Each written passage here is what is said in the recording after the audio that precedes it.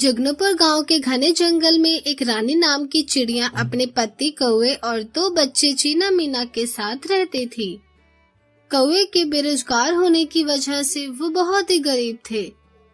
ऐसे ही एक सुबह मीना, माँ कितनी देर हो गई, मुझे भूख लग रही है, कुछ खाने को तो ला दो।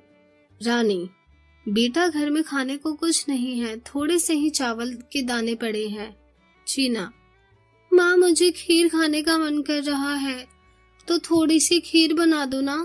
रानी, अब इन बच्चों को क्या बोलूं मैं, घर में सिर्फ चावल ही है, दूध और चीनी तो बिल्कुल नहीं है, कैसे करूं। कौवा, अरे भगवान, इतनी परेशान क्यों हो, ऐसा क्या मांग लिया बच्चों ने तुमसे। रानी, अजी घर में कुछ नहीं है और बच्चे खीर खाने की कह रहे हैं। कौवा, बस इतनी सी बात है ना, ऐसा करता हूँ मैं लाला जी से सामान दूध और चीनी ले आता हूँ। ऐसा कहकर कौवा राशन लेने बत्तख लाला पर पहुँच जाता है। कौवा, अरे लाला जी, अब मुझे आपसे थोड़ी सी उधार चाहिए थी, थोड़ा दूध और चीनी मिलेगा क्या? मुझ पर जब पैसे होंगे तो मैं आपको लौटा दूंगा। बत्तख, पर तुम्हारा तो काम छूट गया है ना, तो पैसे कब दोगे? कौवा, वो मैं नौकरी लगते ही आपको दे दूंगा। बत्तख, अच्छा, मुझे क्या बेवकूफ समझा है? कब तुम्हारी नौकरी लगेगी और कब तुम मुझे पैसे दोगे? जब तक क्या मैं बैठा रहूंगा तुम्हारे पैसे के लिए? भागो यहाँ से। कौवा, अरे लाला जी ऐसा मत कीजिए, मेरे बच्चे भूखे हैं, थोड़ा दे दीजिए दूध चीनी, उन्हें खीर बनाकर देनी है। बत्तख, आहा, हो हाथ में नहीं अठन्नी, फिर भी ख्वाहिश बच्चों की शाही भोग खिलाने की। वह देख रहे हो कबूतर भैया? कबूतर, हाँ लाला जी, पता नहीं सुबह सुबह भिखारी लोग कहाँ से आ जाते हैं, मैं तो कहता हूँ भगा दो। बत्तख, चल हट, मैं उधारी नहीं देता। कौवा, लाला जी मेरा विश्वास करो, मैं पक्का आपके पैसे दे दूंगा, मेरे बच्चे भूखे हैं।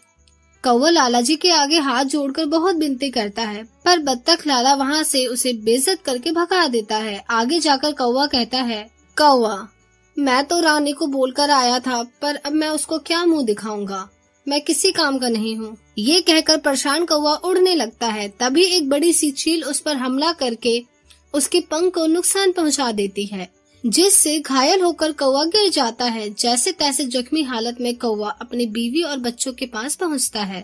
तभी चिड़िया रानी उसे देखकर कहती है, रानी, अजी आपको क्या हुआ, आपकी ये दशा कैसे हुई? कौवा, क्या बताऊं, एक बड़ी सी चील ने मुझ पर हमला कर दिया और अब मैं उठ भी नहीं पा रहा। रानी, हे भगवान, ये कैसे हो गया, ना मेरे पति के पास पैसे हैं, ना नौकरी, मेरे बच्चे भूखे और अब इनका इलाज कहाँ से कराऊं? भगवान कोई मदद करो मेरी। चीना, पापा पापा आपको क्या हो गया, पापा जल्दी से ठीक हो जाओ।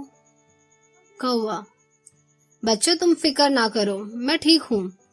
रानी, मुझसे आपकी ये दशा देखी नहीं जा रही, मैं ही कुछ काम ढूंढने जा रही हूँ। ऐसा कहकर चिड़िया रानी काम ढूंढने जाती है, पर उसे कोई काम नहीं मिलता। थक हार कर जब वो अपने घोंसले पर वापस आती है तो देखती है उसके बच्चे के साथ घोंसले में एक और अंडा रखा था, जो कि बहुत चमक रहा था। तभी रानी कहती है, चीना मीना, ये अंडा कैसे आया? हमारे घोंसले में तो मेरा अंडा नहीं है।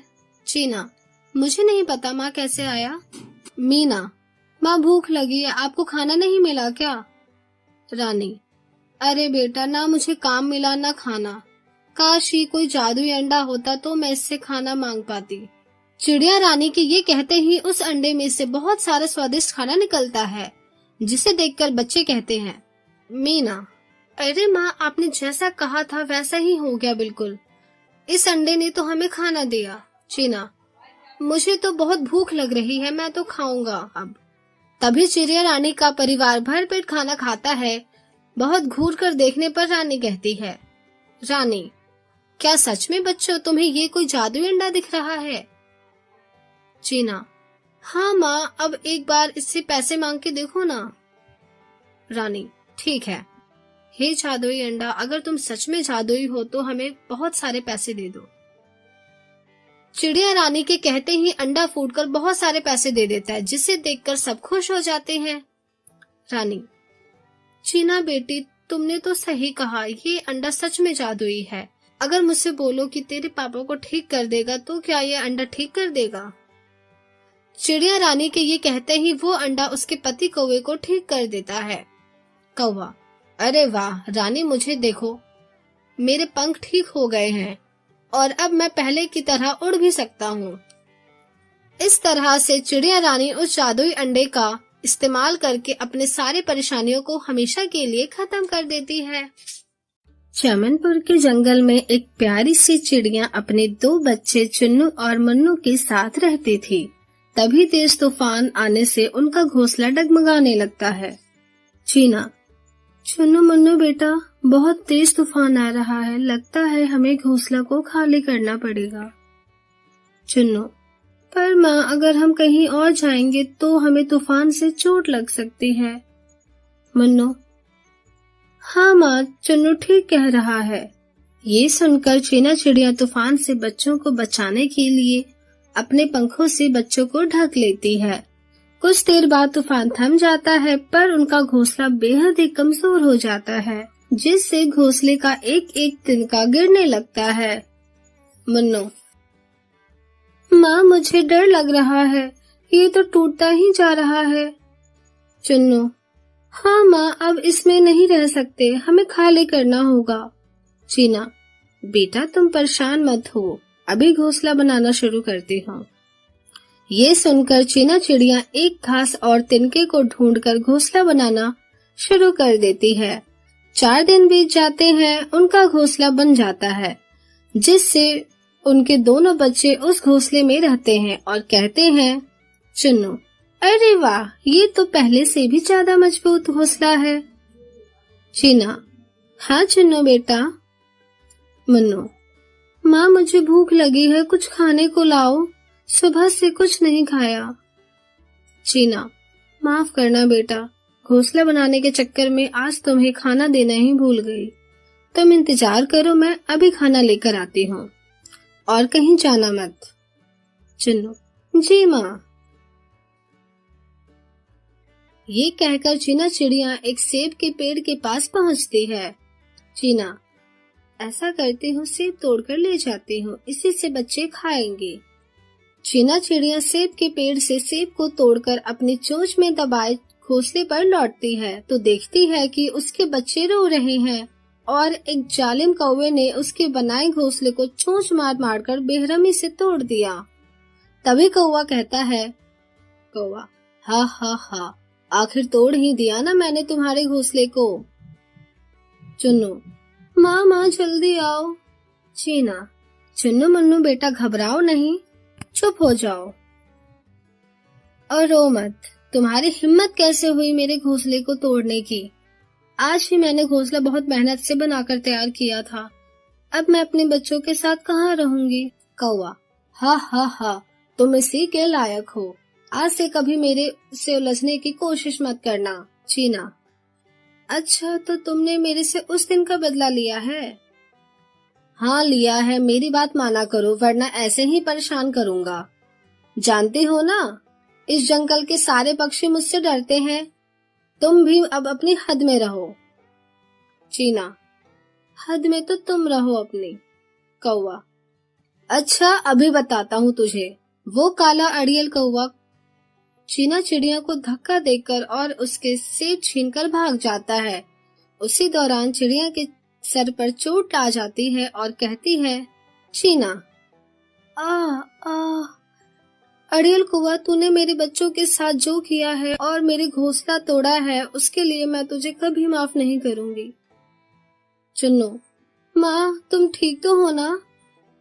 मन्नू, माँ को चोट लग गई है, अब हम क्या करें? अब तो हमारे पास रहने को घर भी नहीं है और ना पैसे और ना कुछ खा सकते हैं, माँ की दवाई कैसे कराएं?